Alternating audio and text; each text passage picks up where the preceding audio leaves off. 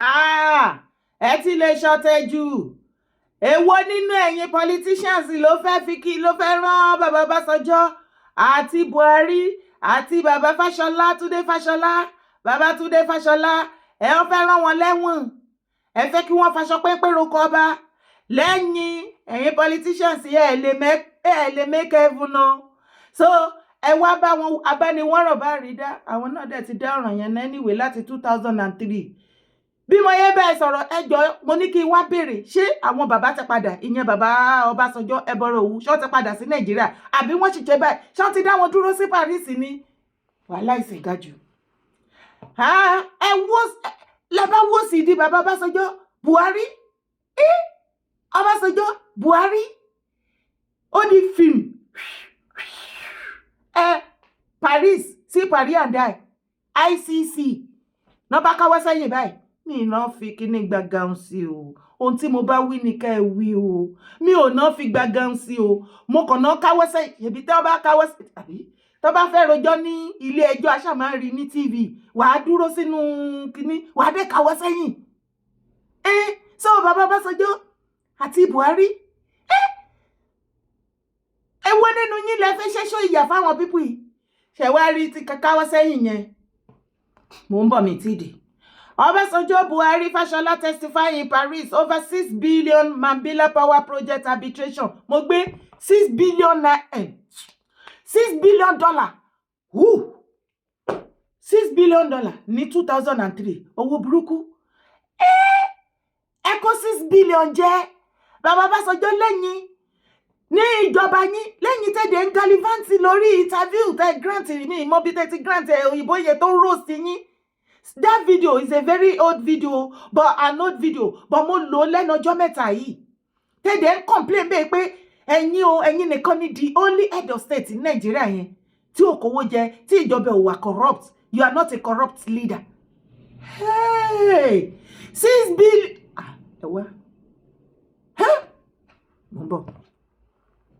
Former President Olusegun Obasanjo and Muhammadu Buhari, as well as the former Minister of Power, Works and Housing, Mr. Babatunde Fashola, are in Paris, France to testify in the ongoing arbitration case involving the 6 billion Mambila hydroelectric power project.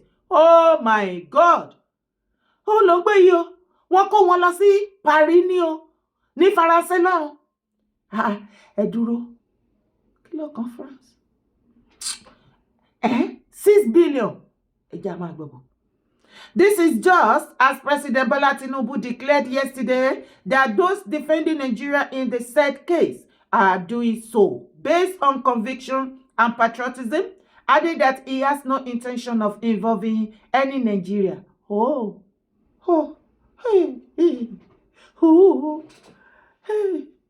Baba Tinubu, President Bola Ahmed Tinubu, àwọn yín ló wà mẹ́.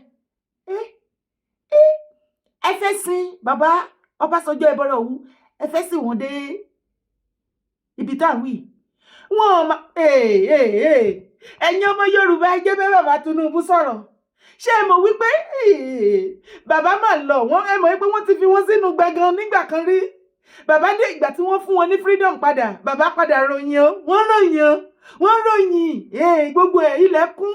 Gbogbo bó ṣe fi ẹ̀yin wèrè yìí bẹ ṣe fi ayọ̀ tó fi ń pèsè aṣọ lẹ́yìn bàbá. Ṣé bàbá Tinubu tún fẹ́ tí wọ́n lọ síbẹ̀ ní báyìí sí torí kò padà yé mi. Ṣé ẹ fẹ́ kí bàbá Ọbásanjọ́ fi pẹ̀lú èjì wọn yìí kí wọ́n lọ fi tún jókòó síbẹ̀ yẹn lẹ́lẹ́kejì. Tádé mọ̀ wípé tán bá lọ bẹ̀ kò lè work. So bàbá Tinubu ẹ̀yin lẹ wà brain behind it. Ẹ wá. Ẹ̀yin ọmọ Yorùbá ọ̀rọ̀ wa máa ń fà pèrò. Ṣé rí àwọn bàbá méjèèjì àwọn lẹ́jà burúkú nílẹ̀ Yorùbá tó ń da ibú Yorùbá rú o. Ta ló fẹ́ gbà wá lọ́wọ́ Ọbásanjọ́ àti bàbá Tinubu pẹ̀lú ìjà tẹ́ ń jà láàrin ara yín power tussle? Ẹ ti fẹ́ tí ẹ̀wọ̀n bọ́ fúnra yín. Anyway, mo ń bọ̀. Nigeria is accused of breaching the term of the power project contract awarded to Sunrise Power and Transmission Limited by former President Obasanjo in 2003. Bàbá Obasanjo wọ́n lẹ́yìn lẹ́ award contract yìí. ẹ̀dẹ̀ wá ń jẹ́ kó yé àwọn everybody ti déètì wípé ẹ̀yin lẹ́yìn o ẹ̀yin ò mọ kankan nípa ẹ̀. ẹ jọ̀ọ́ ẹ jẹ́ ká jọ jókòó ká jọ dà ká ẹ jẹ́ àsòótọ́ fúnra wa níbi tá a bá dé. Bí ó ṣe ọ̀pọ̀lọpọ̀ owó ò close mọ́ wọn bá a ṣe ń gbọ́ ìròyìn wọn tá à ń rí everything nípa wọn àti wọ́n tó close mọ́ wọn. Bàbá street débi wípé ní Ọ̀tà ní fáàmù wọn ní ò lè jí ẹyin ẹyọ kan èèyàn tó jí ẹdìyẹ some years back wọ́n ní odò kan for me wọ́n ná tàtàtà ẹsẹ̀ kò lè mọ house street tí bàbá Ọbásanjọ́ jẹ́. Bọ́ ṣé ó wá possible kí bàbá street bẹ́ẹ̀ yẹn kọ́ jẹ́ head of state kí wọ́n wá award irú contract owó tó pọ̀ bẹ́ẹ̀ yẹn $6 billion kí bàbá Ọbásanjọ́ máa wà àwẹ̀ kọ́ máa sọ pé yes kíkì níyẹn kówó yẹn dẹ̀ lọ òkè owó dà àárín náà owó dà bàbá Ọbásanjọ́ owó dà $6 billion tí bá tún gbọ́ kẹtẹ́ sọ wípé ìjọba yín ò corrupt lẹ́yìn. Obasanjo's administration had on or about May 22, 2003 awarded the contract for constructing a 3.960 megawatts Mambila hydroelectric power station on a build, operate and transfer BOT basis to Sunrise Power and Transmission Company Limited. The former president had accused the Minister of Power and still under his administration, Dr. Olu Agoloye, of fraudulent awarding the contract for the project without the approval of the Federal Executive Council. Fake. Show possible kí minister under a regime kan kó award irú owó contract tó pọ̀ tó yẹn for an international company ní o kò ṣe within Nigeria o kí wọ́n wá award ẹ̀ ní under regime bàbá Ọbásanjọ́ kí bàbá Ọbásanjọ́ má mọ̀ ẹ jọ̀ọ́ prove me wrong níbi comment section prove me wrong bàbá Ọbásanjọ́ ẹ wò ẹ jẹ́ ká jọ pariwo kí bàbá Tinubu kó ṣe yín jẹ́jẹ́ ká mọ́rù bọ́ ẹ má ever sọ wípé ẹ mọ̀ kankan pa ẹ má ever sọ bẹ́ẹ̀ ṣó possible kí minister máa ṣe nǹkan tó yẹn ni kẹ́ má wà wí ẹ̀ 6 billion wá jẹ́ 6,000 naira bí ó jẹ́ 6 billion naira $6 billion billion wá jẹ́ 6 billion naira náà náà owó burúkú náà billion kò ṣe million billion kọ́mọ̀ ẹ̀ tí sọ pé dọ́là owó yẹn pọ̀ ọ́ ẹ jẹ́ àmà wo bí tó máa já sí. However, Agoloye rejected the former president's account on the project, alleging that the Nigeria government was using him as a scapegoat to escape sanction for abandoning contractual agreement on the project. Ẹ wá ń tì báyìí gbogbo ẹ ti wá dojúrú báyìí sìn gbogbo ẹ ti diṣu atayanyan. Agoloye insisted that the contract for the project was duly awarded. Bàbá Ọbásanjọ́ ẹ ò lè parọ́ o. Mi ìdẹ̀rẹ̀ pé Tinubu máa jáwọ́ lẹ́yìn yẹn. Mo ń bọ̀ àlàyé pọ̀ mẹ́yẹn. Ṣé ń gbọ́? Minister yín Agoloye insisted that the contract for the project was duly awarded in 2003 by the Obasanjo's administration on a build. Award ẹ̀yin lẹ award ẹ lè parọ́. Ẹ má parọ́ ó tiẹ̀ ti dá. But Buhari's administration was said to have communicated the decision to cancel the agreement to the promoter of Sunrise Power, Mr. Leno Adesoye, and Mambila Power in April 2020. Ìyẹn gan ni mo wá fẹ́ tún wá ṣe lálàyé fún wa. But kí tó wá ṣe àlàyé yẹn ó ní fídíò tí mo fẹ́ gbé wọlé. Àwọn fídíò tí mo máa mú wá nígbà míì kì í ṣe present video. Ṣùgbọ́n content tó wà nínú fídíò yẹn, òun ni mo máa fẹ́ kẹ́ dì mú. Ẹ má máa sọ wípé it's an old video, but ṣé nǹkan tí ẹni yẹn sọ nínú fídíò yẹn ṣé ó make sense or not? Gbogbo àwọn leaders wa both the past, present and the idiot tó ń bọ̀ ní future, they are all the same thing. Listen to this video. Now, don't ask me that type of question. I found it very insulting, with all due respect. Now, you won't ask that type of question to a European leader? I think you'd find if a European leader, there are serious allegations concerning you and your family and corruption and kickbacks. Now, are you prepared to face those charges and to give a full accounting. Very, very much so. And if you have any evidence, please show it to me, and I will defend myself anywhere in the world. Well, because what you are saying is absolute nonsense, without due respect. I am the only leader in Nigeria that has been examined and reported upon by the anti-corruption bodies in Nigeria. Did he mention Obasanjo, Steve? But you were the president. You were responsible for the governance of your country. No, I'm not responsible for the corruption of every Nigerian. Not every Nigerian, but you are, in the end, the chief executive of a country which your own successor says is endemically corrupt. You have made strong allegation against me personally, and against my family. I'm coming to that. And you have no way to substantiate it. It's not that this is something where you are taking undue advantage. Ìgbà tọ́rọ̀ dẹ̀ ti wá rí bẹ́ẹ̀ yẹn sìn. Báwo ló ṣe wá kan Buhari? Wọ́n ní ìgbà tó dé ọ̀dọ̀ Buhari, kéèsì yẹn wọ́n ti ń lọ every year mọ̀rọ̀ court wọ́n á adjourn ẹ̀ wọ́n á oríṣiríṣi. Wọ́n wá ní pé kí president tó wà lórí àpèrè ńgbà náà, Buhari ní pé okay, kó compensate àwọn company yẹn o. Ìgbà tẹ́ ẹ̀dẹ̀ ti jẹ́ kí wọ́n wá execute project, ṣùgbọ́n 6 billion is a gunner. Ibi tó wọlé sí àmọ́ agbọ́nsẹ́ oyinṣẹ́ ojú olóko gbẹ̀dúgbẹ̀dú agùlóyè ìyẹn minister for power and steel ní under bàbá Tinubu Ọbásanjọ́ ó ní irọ́ ni ó ní bàbá Ọbásanjọ́ ló sáìn ó ná award ẹ̀ àwọn ní bàbá Ọbásanjọ́ sọ pé àwọn ò mọ̀ kankan bẹ̀ owó dà $6 billion dà ẹ lọ jàre gbogbo yín. Báwo ló ṣe wá kan Buhari? Okay, àti ìgbà yẹn ní kéèsì ẹ ti wà ní court. Àwọn tó ní company yẹn international company ni wọ́n gbé wọn lọ sí court. Wọ́n á adjourn, wọ́n á ṣoríṣiríṣi. Ó ṣàṣe títí tó fi dé pé ìgbà tí Buhari wà lórí àpèrè ẹ̀ as a president, wọ́n wá ṣe o ní court pé okay, ẹ compensate wọn nígbà tí ọ̀rọ̀ dẹ̀ ti rí bẹ́yìn. Àbí kí ẹ̀dẹ̀ tún ṣèmí, àbí kẹ́ rí award contract yẹn fún wọn. Ní Buhari náà bá tún ní láíláí o kò lè jọ rí award contract àbí kí lẹ wí $6 billion òun ò ṣe, àti owó compensation àti owó rí award everything ó bá fagilé ó bá fàwé ya wà níṣẹ́ mo wà ń bẹ̀ ó wọ́n ló dẹ́mọ́. Àlàyé ni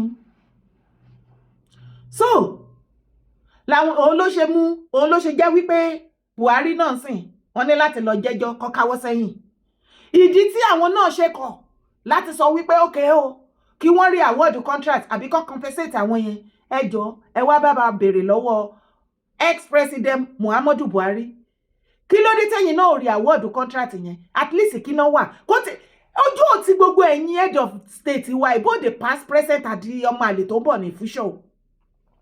Ìjọ tó ń pín ìtìjú gbogbo yín ò sílẹ̀ ní ìtìjú bó ti ń wọ̀n mọ́. Mi dẹ̀ rí yín blame ṣe báwọn citizen náà tún clap fún yín.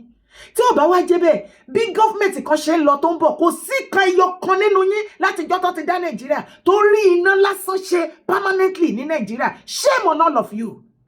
Kò sí kankan both the past, present and the future tó ní nǹkan tó wà tangible tí ọmọ Nàìjíríà tó ń gẹ́ẹ̀nì DNA lẹ́ni yàtọ̀ fún MTN tẹ́gbé wá láti South Africa. Kò sí nǹkan ẹyọ kan tí gbogbo yín rí ṣe sí inú Nàìjíríà tí wọ́n lè máa sọ wípé ìgbà tí lágbájá tó jẹ president òun ni iná wà permanently, ìgbà tí lágbájá jẹ president òun ni majority gbogbo ọ̀nà tó bàjẹ́ Nàìjíríà òun ni wọ́n ti ṣe, ìgbà tí lágbájá wà ní president ìgbà yẹn ni factory ń lọ bí wèrè, ìgbà tí lágbájá wà ní president ìgbà yẹn ni ọ̀rọ̀ farming gbogbo Nàìjíríà oúnjẹ wá ship. Kò sí nǹkan ẹyọ kan tí gbogbo yín rí ṣe rádaràda bẹ́ẹ̀ ṣe bá lọ náà lẹ ṣe máa bá kúrò ńbẹ̀ lẹ́dẹ̀ẹ́ máa bá kú. Ìkànnì yẹn adé sọ fún yín ẹ jẹ́ ká ṣe nǹkan tó yẹ ká ṣe. Nàìjíríà ti tóbi jù fún èèyàn kankan láti máa govern láti máa darí. Ẹ jẹ́ kó ní kálukú wà lórí owó ẹni rọ àwọn aráàlú láwọn sì ní òpónú wọn Nàìjíríà. Táwa ni mi láti focus ṣé mi ò lè focus yín lọ́rùn láti máa fà yín ni. Mi ò lè fọ́ọ̀sì yín mọ́ ìwọ̀nba tí mo lè ṣe mo ti ṣe sẹ́yìn wípé ẹ jẹ́ ká ṣe kíá ẹ jẹ́ ká ṣe gbé ẹ jẹ́ ká ṣàwó ẹ dẹ̀ ti sọ wípé rárá ẹnu ẹ̀ náà ni gbogbo wájọ wà yìí ẹjọ́ ló kàn máa pọ̀ jù ni. Ohun tí mo mọ̀ yìí pé ó yìí máa ṣẹlẹ̀ ṣùgbọ́n ìgbà yẹn lèmi ò wá mọ̀. Ṣé ìrí tó ń rí gbogbo àwọn leaders wọ̀nyí wọ́n jọ èèyàn tó ní interest fún ìtẹ̀síwájú ẹ̀yin ọmọ Nàìjíríà ṣé wọ́n jọyàn tó ní interest wípé wọ́n fẹ́ kí Nàìjíríà move forward kó upgrade? None of them, both yesterday, today, tomorrow, ni wọ́n fẹ́ kí Nàìjíríà kó go forward kó upgrade. Wọ́n fẹ́ ká máa go backward for their own gain. Ìyẹn ìkan. Ṣé mo wí pé gbogbo wọn ni wọ́n ti múra táwọn tó lọ wọ́n ní LP ti májì mọ́ PDP, gbogbo wọn ṣàǹkórí jọ gbogbo everything wípé ẹyọ wọn á lè ṣe kí ni come 2027 wọn á lè gbé Tinubu ṣubú. Èmi ò wá campaign fún Tinubu, mo kàn ní kí wá ṣàdándísìsì fún ẹni kó lè má mọ̀ wípé géèmù náà fàyè gbogbo wa ta wọn they don't have anything to offer. Ṣùgbọ́n nígbà tó ti jẹ́ pé géèmù yẹn náà lọ́pọ̀lọpọ̀ láìkì ẹjẹ́ àjọ máa ṣe. Ṣé rí 2027 wọn yẹn eré 2027 ní LP PDP gbogbo political party kò ṣe APC nìkan rádaràda eré gbogbo ẹ̀ ni wọ́n sá.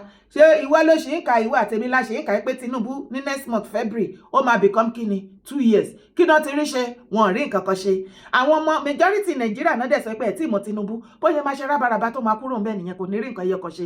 Bóyá máa gbé nǹkan ilé ìjáde lénìí lá máa fi bo nǹkan míì lọ́la. And it is true gbogbo nǹkan tí bàbá Tinubu ti wá sọ láti bí ọjọ́ mẹ́ta ìtẹ́ ti wá débẹ̀ náà ipa ẹ̀fẹ́ ṣe lẹ́ẹ̀fẹ́ ṣètò àárí nǹkan kan lẹ́yìn ipa ẹ̀kan sọ pépà kan sọ kò sí nǹkan kan tá a rí ẹ̀sùn. Ṣé wá rí ìjà wọn yẹn á ní agbára débi wípé kí ni Tinubu á mú àfilẹ̀kùn mú gbogbo yín lọ́wọ́ eléyìí tó ti di ipò tí ń bá yín wá ẹ̀wọ̀n ní Paris. Ọ̀pọ̀lọpọ̀ yín Tinubu àfilẹ̀kùn mú finances yín báyìí débi wípé ẹ ní rí owó ká ẹ pé 100 nínú political party yín ẹ ní rí owó láti fi gba ticket bẹ́ẹ̀ fẹ́ dìbò fún candidate yín. Gbogbo ẹ̀ ṣe rántí nǹkan tí Emefiele lè ṣe fún. Wọ́n gbépo ńlẹ̀ wọ́n kọ́lọ̀ owó a máa gbé wálẹ̀ wọ́n gbépo sókè a máa dìbò a máa wọlé. Ó dẹ̀ pé tactics yẹn náà Tinubu fẹ́ lò fún gbogbo wọn pátápátá. Gbogbo wọn ló fẹ́ filẹ̀kùn mú lọ́wọ́ financially. Wọn ò ní rí owó finance ìgbà tẹ́ ẹ̀ bá ti rówó ná síta ó kù bẹ́ẹ̀ ṣe fẹ́ gbé ṣubú. Ẹ̀yin lẹ́mọ̀. Àti tó ń lera tó lòun bọ̀ èyí tó wà ń bẹ̀ àtèyí tó ti lọ èyí tó wáyé jọba mi bèrè inú àwọn gbogbo wọn èwo ló yàtọ̀ èwo níjọba ẹ ṣe nǹkan sí Nàìjíríà èwo none of them okay nísìnyí tí Tinubu ti gbé Ọbásanjọ́ lọ àti Buhari tí Tinubu bá kúrò ń bẹ lómi tó bá take over kó náà gbé òun náà kò sí wàhálà ẹjọ́ máa fúnra yín lóògùn jẹ no wàhálà láti ọ̀dọ̀ ti tèmi ẹ̀yin tèmi ṣe ráyé báyìí kí ni ọ̀nà àbáyọ sí gbogbo rògbòdìyàn àwọn people yìí ò ní time wa. They don't have our time. Wọ́n already àti ṣe nǹkan kan. Ṣé bí ìwọ àti mi máa sùn tá máa jí tí gbogbo nǹkan lè kokoko Nàìjíríà tó dẹ̀ máa lọ náà nìyẹn. Tó jẹ́ sí wípé if you cannot be a criminal Nigeria, you will never be somebody. Gbogbo wa tá dẹ̀ sáwá abroad, ìwọ àti lójú wa ti já abroad ò mà dàbí ti tàná mọ́. Ìwájú ò ṣe lọ, ẹ̀yìn ò ṣe padà sí ọ̀pọ̀lọpọ̀ ti wà stopped. Àwọn tó wà lé wá bó ṣe fẹ́ jápa, àwa tá wà ń bí majority fẹ́ padà sílé. Kí ni way forward báyìí ẹ̀yin ìran mi? Orúkọ tèmi ò yí padà o Yèyé Dára Kòwé kò ó ní mò ń jẹ́. Má gbàgbé láti bá mi subscribe sórí YouTube channel. Support my brand. I cannot do it alone. Bẹ́ẹ̀ ni má sì gbàgbé láti bá mi like ó bá mi thumb up on this particular video. Drop your comment. It's very, very important. One love.